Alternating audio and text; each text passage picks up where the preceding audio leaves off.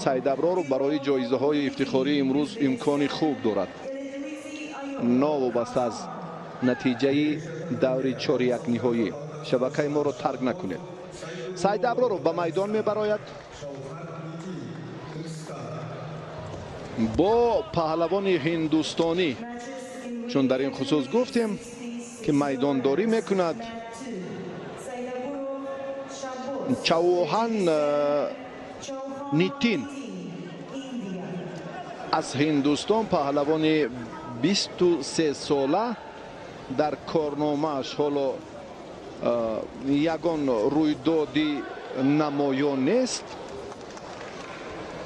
در جام کشادی اگر توجه کنیم در مادرید در جام اروپا شرکت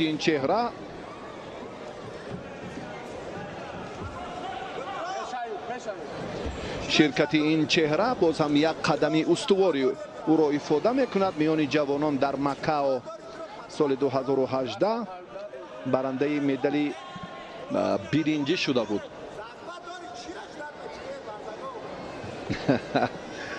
صدای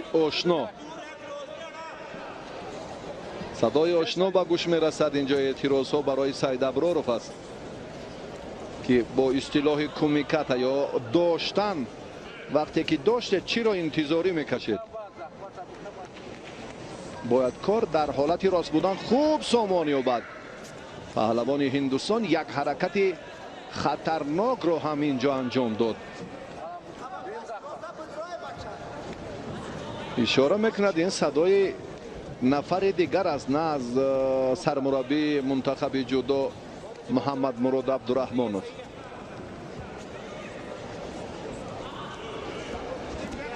حرکت خیلی اینجا میتواند ثمره بخش انجام یابد در صورت بله خیلی خوب یگان حرکت رو استفاده کردم در کار. توصیه از دور به گوش میرسد صدایش. ایستادگی کردن لازم نیست در این مورد. این حرکت همیشگی سعید ابرارov نتیجه بخش انجام نیافت. وضعیت را در پرت رکنون پهلوان هندوستان مشکل تر میکند. خوشبختانه نه. بله سعید ابرارov باید گوشتین گیرد. اکنون با پهلوانان هندوستان ما باید خیلی سزاوارانه مبارزه بریم، چون که تفاوت در رشد مکتب جودوی این دو کشور فکر میکنم موجود است. نه این کاری دیگر، اما ترتیب سبقت در جریان مبارزه اکنون بسیار در صحیفه های حیاتی ورزشی سعید ابرارov آن نگرانی هایی که بیشتر بودن از همان سلسله شیده ها به میان آمدند. امروز هم کار چنین جریان گرفته ایستاده است. هم وزری را از دست داده است و هم دو شیده دارد.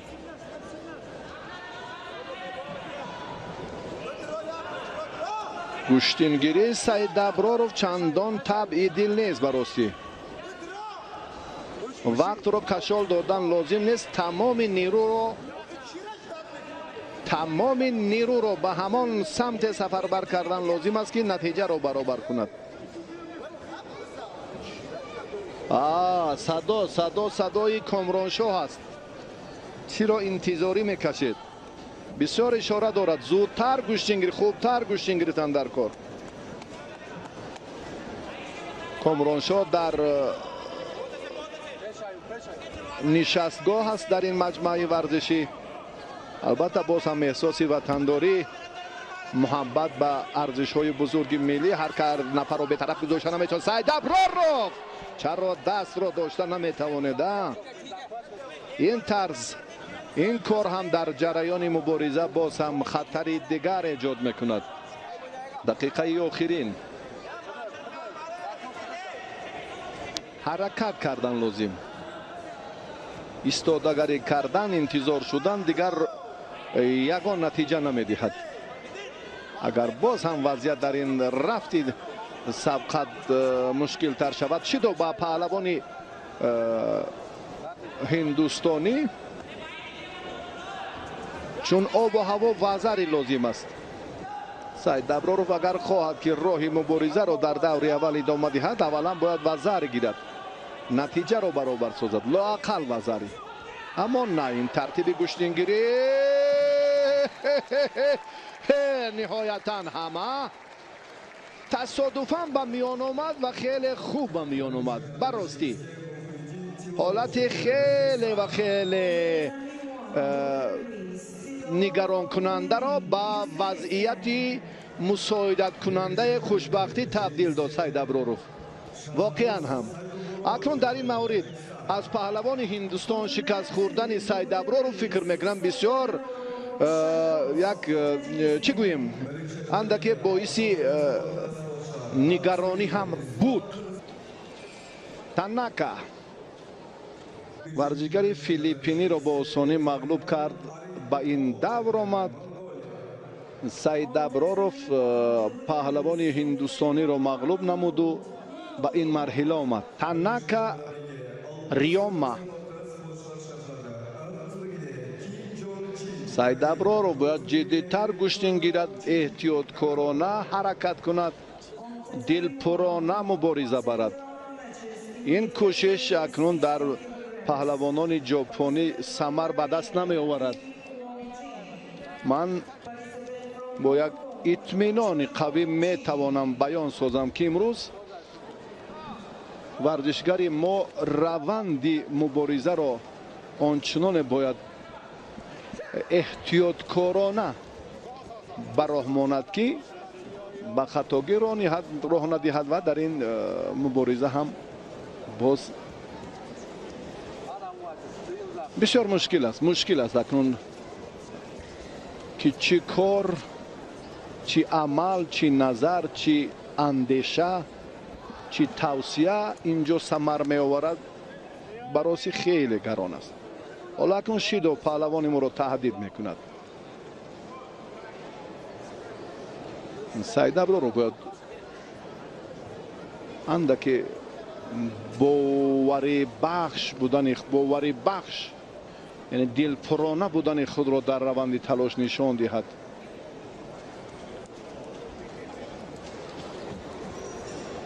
ورزشگری ما تلاش این دور را بسیار هم اگر بگیم برایش یک امتحان وزنین و سنگین است اشتباه نمیکنیم.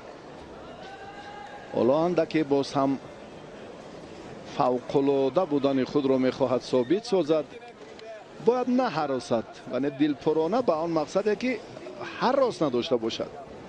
وقتی که ترس در وجود انسان جای میگیرد به میدان برآمدن ورزشگر این هم یک بسیار هم جهت‌های ضعیفی ورزشگر را به میان میارد. آی آی آی وزری خوشبختانه وزری برای آن که خیلی هم حتی داور در اینجا میتوانست که به این باز تقویت دیگری سخن خود را هم بیان سازد. سعید ابرارov گفتیم که وقتی با پهلوان هندوستان رقابت کرد بسیار بی‌مدارانه گشتن گرفت. راستی از آن دیدید اشتباه کرد. حالا ما در این یک سال اخیر یاد نداریم که سعید ابرارov بدون شیدو از میدان بیرون شده باشد و سه تلاش پای در پایش هم با سلسله شیدوها راهی مبارزه این پهلوان را در مسابقه های مختلف بست. باز هم وضعیتش چندان خوب نیست برای نشان دادن شیدوی دوم. تناکا با آسانی از اشتباه حریف استفاده کرد.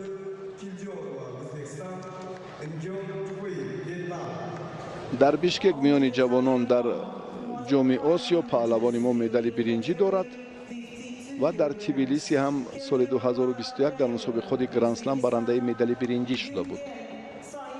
دو دستاورد ورزشگری جمهوری تاجیکستان را اینجا هم باز معرفی کردیم. ریوما تناکا این جوان 20 ساله ژاپنی дар Тбилиси ҳам мусобиқоти гранд-слам медали биринҷӣ гирифт. дар Париж ҳам ин сол ҳамин натиҷаро ба даст овард. дар се мусобиқоти гранд-слам медали биринҷӣ гирифт дар шаҳри Боку, Париж ва Тбилиси. соли пор дар Париж дар мусобиқоти гранд-слам барандаи медали тилло шуда буд. хеле таҷрибаи ғанӣ дар радабандии беҳтаринҳо дар мақоми нуҳум аст.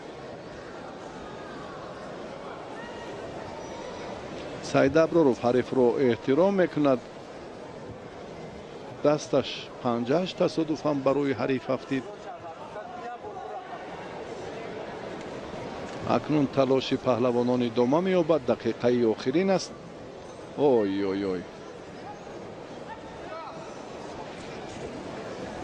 шидои дуюм ба варзишгари мо дода шуд.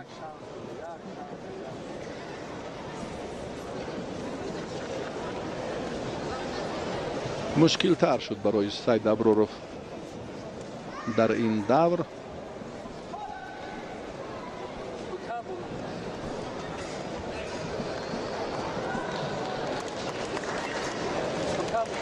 ба ростӣ гуфтан мумкин аст ки Саид Аброров бисёр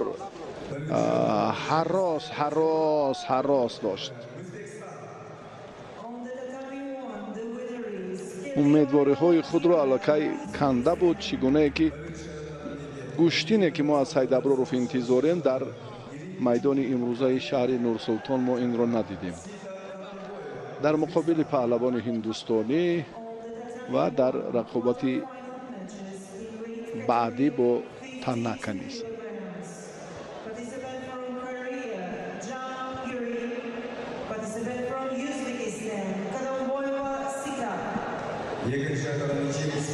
Танака дар ин дидор комёбиро ба даст овард, ба марҳилаи баъдӣ рафт.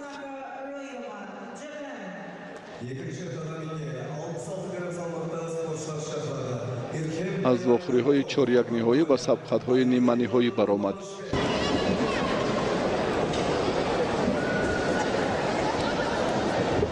дар сабқати тасаллобахши вазни то 66 кило ҳоло паҳлавони мо қарор дорад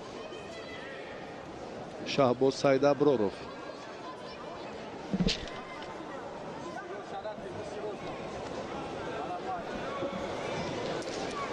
варзишгари мо бо намояндаи Муғулистон ба ток-ток нирӯсанҷиро шурӯъ кард. ой, дасти Саид Аброров дар ин ҷо акнун мушкилтар аст.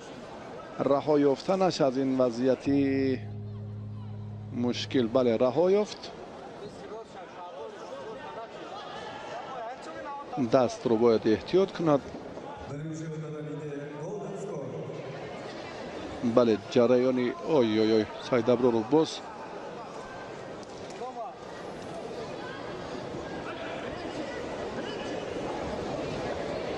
осеб дид. на, рақобатро идома медиҳад Саид Аброров. дар дидори аввал паҳлавони мо намояндаи Ҳиндустонро мағлуб кард ва дар муборизаи дуюм аз Танака шикаст хӯрд.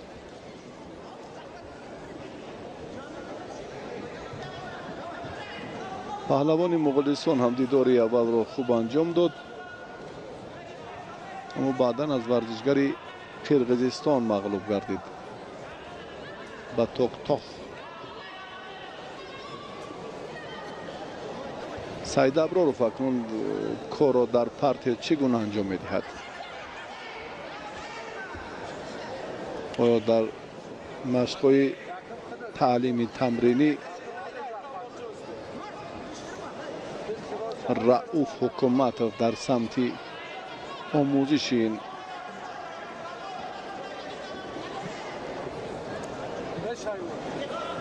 гӯштини маъмули навъи олимпӣ ба Саид Аброров чӣ тавсия дод ва чӣ гуна метавонад дар ҳаракатҳои кор дар замин ё бо ислоҳи партиярӣ комгор шавад. қоматашро рост гирифта, ҳаракати хубтарро. акнун дар Муғулистон ҳам ҷои шубҳа нест ки хеле муддаиён дар ҳар як вазн зиёданд. беҳтаринҳо ба ин ҷо сафар бармегарданд. Саид Аброров вазъияташ баронтар шуд. вазъияташ гаронтар шуд. аз ҳолати ҳамон асекоми ё ба тахтапӯш нигоҳ доштани худро раҳо кардан наметавонад ва зариро аз даст дод. ҳарчанд кӯшиш мекунад, аммо наметавонад. На дигар аз идомаи рақобатҳо варзишгари мо маҳрум шуд. Саид Аброров Шаҳбоз медали ҳаққи муборизаро барои медали биринҷӣ ҳам аз даст дод.